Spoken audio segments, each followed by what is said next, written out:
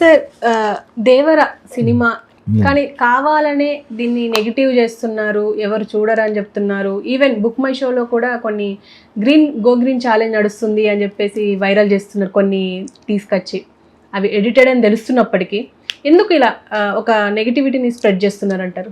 ఇది ఎప్పటి నుంచో కూడా 100 ఆఫీసులు ఉన్నాయనుకో ఫిలిం నగర్లోనూ, అక్కడ సినిమాలు తీసే ఆఫీసులు. సో దేవరా రిలీజ్ అవుతున్న ఒక ఆఫీసు, రైట్? ఓకే, ఆ దేవరాలు పోవాలని కోరుకునే వాళ్ళు 99 మంది ఉంటారు. అది యాటిట్యూడ్ అంతే. అది ఎప్పటి నుంచో నేను ఇందాక ఏదో ఛానల్లో కూడా చెప్పాను. విశ్వనాథ్ గారు సినిమా తీసేటప్పుడు ఆయనతో తీసిన 4-5 ప్రొడ్యూసర్లు ఉంటారు కదా, ఆయన దగ్గర చేసినని చెప్పి దేవుడు సూర్యుడు అంటారు. ఈయన వీళ్ళు అయిపోయింది అక్కడికి వెళ్ళినప్పుడు ఆ సినిమాలో వాళ్ళకి కుదరలేదు అయిపోయింది, ఏం ఆడుతుంది అంటారు. వీళ్ళ డైరెక్టరే అదే కళా తపస్వి. అదే నేను అక్కడ పనిచేసిన కూడా చెప్తున్నాను. అర్థమైంది కదా, డైరెక్టర్ని ఇంత మంచి డైరెక్టర్ సినిమా ఒకటి వచ్చింది, ఇంకో సినిమా తీస్తున్నాడు అన్న చూడే, మరి ఎప్పుడు మీకే చేస్తాడా? నేను ఎప్పుడు నాకు 1985లో అనుకుంటే ఎంత అనుకున్నమాట ఇలాగా ఉన్నాయి. ఏళ్ళే కాదు, వేరే డైరెక్టర్ రాఘవేంద్రరావు సినిమా కూడా ఒక తీసాడనుకోండి, ఇంకోటి ఎవరు చేస్తాడనుకోండి, ఆ సినిమా ఏం ఆడదు. ఇది మామూలుగా జరిగేది. ఇక్కడ మళ్ళీ ఇప్పుడు స్టార్ వార్స్ వచ్చింది కదా, స్టార్ వార్స్ అంటే స్టార్స్కి మధ్యన అందులో నలిగిపోవాలని చూసేవాళ్ళు ఎవరో బాలకృష్ణ కంటే ఎక్కువ రెమ్యునరేట్ చేసుకున్న జూనియర్ ఎన్టీ రామారావు గారు ముఖ కవళికలతో పుట్టిన మనవడు కాబట్టి, హరికృష్ణ గారి అబ్బాయి కాబట్టి అతను మట్టుకు ఏ విధంగా కూడా పైకి రానివ్వకూడదని ఆలోచించేది ఎవరు? ఇప్పుడు ప్రజెంట్ ఉన్న గవర్నమెంట్, బాలకృష్ణ, చంద్రబాబు నాయుడు కొడుకు, వీళ్ళందరికీ కూడా డెఫినెట్గా ఇష్టం ఉండదు. ఫస్ట్లో నువ్వు చెప్పావు కదా, ఎవరు ఆర్గనైజ్ చేసిన వాళ్ళు శ్రేయస్ మీడియా, ఆ శ్రేయస్ మీడియా వాళ్ళు అలవాటు పడ్డారు ఇక్కడ. వాళ్ళ బన్నీ ఫ్రెండ్స్ ప్రతి ఈవెంట్కి చిన్న సినిమాల దగ్గర డబ్బులు తీసుకుని పెద్ద సినిమాల దగ్గర డబ్బులు తీసుకోరు, స్పాన్సర్లు వస్తారు, వెనకాల పెట్టే స్పాన్సర్లు వస్తారు. చిన్న సినిమా అయినప్పటికీ డబ్బులు తీసుకుంటారు, 10, 20, 30, 40 లక్షలు ఇచ్చుకుని మనిషికి 1000 రూపాయలు చొప్పున 1500 చొప్పున వచ్చి స్టూడెంట్లు పట్టుకొస్తారు. ఇది సేఫ్ అనమాట. నోవాటెల్లోనో ఇక్కడ ఏదో ఉంది కదా, చేనేత ఏదో కళామందిర్, ఏంటిది కళావేదిక, అటువంటి చోట్ల ఎందుకు పెడతారంటే ఏదో ఈవెంట్ పెడితే ఆ ప్రమోషన్కి ఒక 2-3 గంటలు పెడితే అది పెట్టుకుందాం జనాలు. నేనేమన్నాను, అలా ఎక్కువసేపు చేస్తే అది చూసే సినిమా చూడరు. దేవర్లాంటి సినిమా కాదు, మిగతా సినిమాలు ఎక్కువసేపు చేయకండి. అసలు ప్రమోషన్ స్టార్ట్ చేసిందే నేను కోకిలతోటి, ఓకే. అప్పుడు నాకు ఎవరు లేక చిరంజీవిని పిలిచాం, శ్రీదేవిని. ఏంటిది అన్నాడు, గీతకృష్ణ ఏంటిది అన్నాడు, జస్ట్ క్యాసెట్ తీసి ఎవరికి ఇవ్వండి స్టేజ్ మీద నా గురించి మాట్లాడితే 2 ముక్కలు మాట్లాడాను. నేను మాట్లాడుతాను అన్నాడు. నేను మాట్లాడలేను అంది శ్రీదేవి. నేను మాట్లాడలేను అన్నాడు. భరణి కొంచెం మాట్లాడాడు. అక్కడి నుంచి స్టార్ట్ అయింది ఇది, ఓకే. పండగలుగా చేసుకుంటారు ఇండియా అంతా.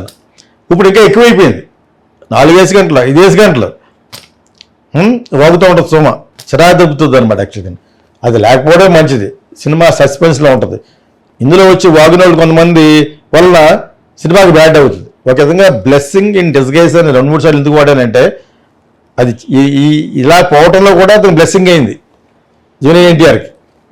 అది పోవాలని వాళ్ళ ఫ్యామిలీలోనూ తెలుగుదేశం వాళ్ళతో పాటు ఏదో విధంగా చిరంజీవి ఫ్యాన్స్ కూడా ఇంక్లూడ్ చేయడం చూస్తున్నారు. వాళ్ళు కూడా ఈ సినిమాని చూడకంటారని చెప్పడం కోసం. వీళ్ళ వల్ల ఎవరు ఏమీ పీకలేరు. సినిమా బాగుంటే గుద్దేస్తుంది, బికాజ్ ఇట్స్ పాన్ ఇండియా. అక్కడి నుంచి కూడా ఒక నార్త్ ఇండియాలో ఒక యూట్యూబ్లు పెట్టాడు, చెప్పు తీసి కొట్టల్లాగా కొడుకున్నాడు. ఇది బ్లాక్ బ్యాక్గ్రౌండ్, ఏ బ్యాక్గ్రౌండ్ అయినా కూడా మ్యాడ్ మ్యాక్స్లో కాపీ కొట్టాడు. కేజీఎఫ్ 2 సలార్ వరకు కాపీ కొడుతూ వచ్చారు. వీళ్ళు కూడా అదే కాపీ కొట్టారు, బ్లాక్ డార్క్ బ్లూయిష్ బ్యాక్గ్రౌండ్. సముద్రంలో తీసినంత ఆర్టిఫిషియల్గా ఉందని చెప్తున్నాడు. ఇంకా భోజ్పూరి టైప్ లో ఉంది అని కూడా అంటున్నారు. సలార్లో ఏంటి, రాజస్థాన్లో వచ్చి పాడుతూ ఉంటారు పాటలు, పాడరా అంటే ఏదో తప్పు చేయాలన్నమాట. ఈ వేస్ట్ ఫెలోస్, సినిమా గురించి తెలియదు, ఏం తెలియదు. ఆ పెట్టే తమ్ములైన వాళ్ళు కూడా వరస్ట్ ఫెలోస్ నా లెక్క ప్రకారంగా. సో నేను ఎందుకు చెప్తానంటే, ఈ సినిమాని బాగా ఆకలింపు చేసుకుని ఓడి వడబోసేసి ప్రపంచ సినిమాని అంతా చదివేశాను కాబట్టి చెప్తున్నాను. Devara is going to be good. అది ఫ్లాప్ అయ్యే అని చెప్పేలోగా 600 కోట్లు కలెక్ట్ చేస్తుంది. అంత ఎక్స్పెక్టేషన్ ఉంది మనకి. ఇతను ఇక్కడ అయిపోయిన వెంటనే అక్కడికి వెళ్దామని, గీకే వెళ్దామని ఏదైనా టైమ్స్ నౌ వాళ్ళు పెట్టారు. వీళ్ళు డబ్బులు ఇస్తే పెట్టలేదే, దానికి ఉన్న ఇది వాళ్ళు క్యాష్ చేసుకోవడం కోసం, వ్యూవర్షిప్ కోసం. టైమ్స్ నౌ ఇది నేషనల్ ఇది కదా, చాలా పెద్దవాళ్ళు. సో వాళ్ళు యూకేలోనే ఈ హోర్డింగ్లు పెట్టడం చూపించాడు. ప్రపంచం అంతా కూడా వెయిట్ చేస్తుంది ఈ సినిమా కోసం అన్నట్టుగా పెట్టాడు. అదే నిజం. ఇతని మట్టుకు ఇలా జరగటం ఎక్కువ మంది వచ్చారు 40,000 మంది 50,000 మంది మొత్తం అన్ని గ్రౌండ్లు కలిసినా ఉంటారు కానీ అది అంత కాదు. ఏదో 3,000 చెప్తే ఒక 10,000 మంది వచ్చి ఉంటారు. 10 కూడా కాదు 7,000 వచ్చి ఉంటారు. టికెట్లు అమ్ముకున్నారు, అమ్ముకుని ఏం చేస్తారు వాళ్ళు? అలాగే కండక్ట్ చేస్తారు. మరి ఈవెన్ అయితే టికెట్లు అమ్ముకుంటారు వాళ్ళు. మరి ఎలా పెడతారు? పెద్ద సినిమాకి డబ్బులు ఎవరు వాళ్ళు? పెద్ద సినిమాకి డబ్బులు ఎవరు? ఒక్కొక్క కంపెనీ 25 లక్షలు 30 లక్షలు 10 కంపెనీలకు ఒప్పుకుంటారు. ప్లస్ వాళ్ళందరికి ఇవ్వాలి కదా వచ్చిన జనాలకి. వీళ్ళు వచ్చేయటం పక్కన పెట్టు, వీళ్ళు తీసుకొచ్చే 1,500 మందికి వీళ్ళు డబ్బులు ఇవ్వాలి. 1,500 మంది 2,000 మంది కంటే పెట్టలేము అందులో. సో గవర్నమెంట్ పర్మిషన్లు బయట గ్రౌండ్లో పెడదామని ట్రై చేసినా కూడా ఇవ్వలేదు.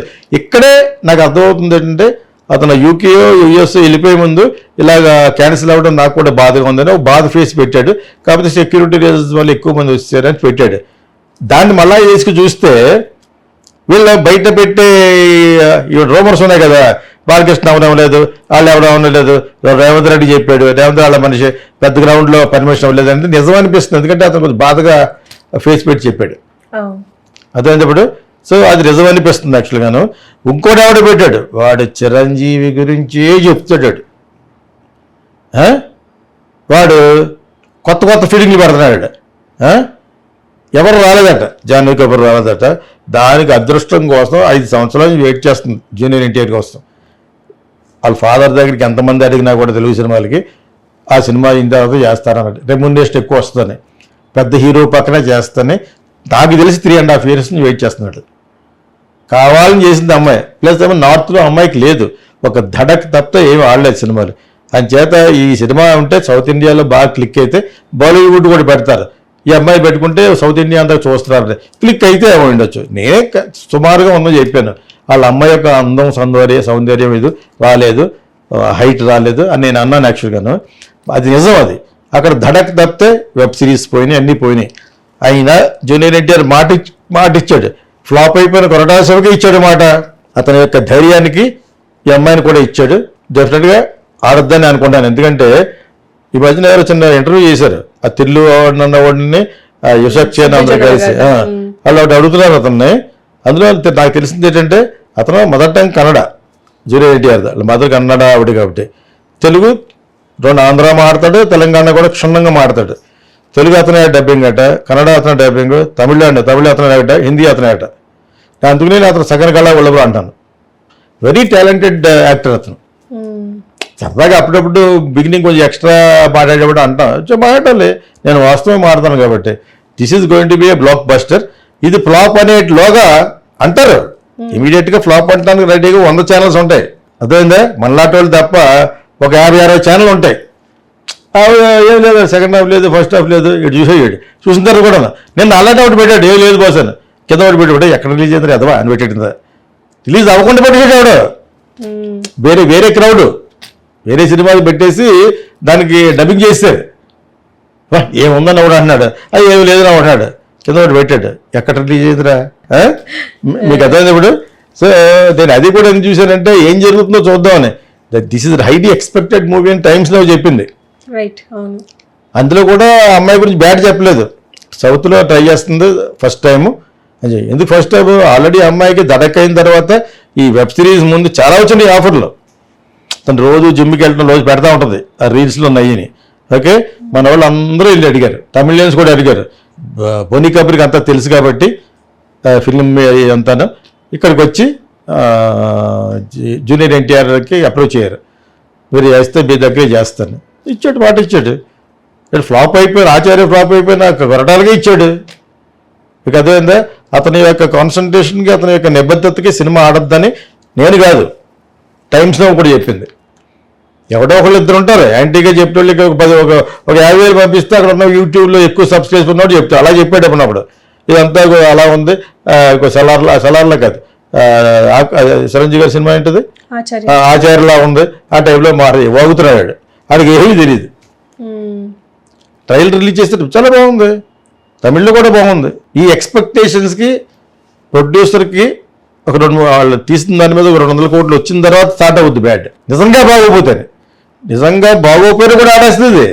అంత ఎక్స్పెక్టేషన్ ఉంది సినిమాల మీద. ఎవడు ఏమన్నా కూడా ఆడద్దు. అదేంటప్పుడు మీకు that is what I understood. అతను ఎక్కడ బెదిరి ఏం చేస్తాడు అతనికి తెలిసి ఉంటుంది. బయట గ్రౌండ్లో ఎందుకు ఇవ్వలేదు, ఎందుకు ఏంటి ప్రాబ్లం రేవంత్ రెడ్డికి, వాట్ ఈస్ ద ప్రాబ్లం? నువ్వు వాళ్ళ వాటా కూరుకుంటావు మిగతా సినిమాలకి, ఇది కావాలని చేసినట్టు నాకు కూడా అనిపిస్తుంది. అందులో వీళ్ళ హస్తం ఉంటుంది, తెలుగుదేశం వాళ్ళ హస్తం డెఫినెట్గా ఉంటుంది. బికాజ్ అతను వాళ్ళ మనిషే కాబట్టి. అయినా పర్వాలేదు.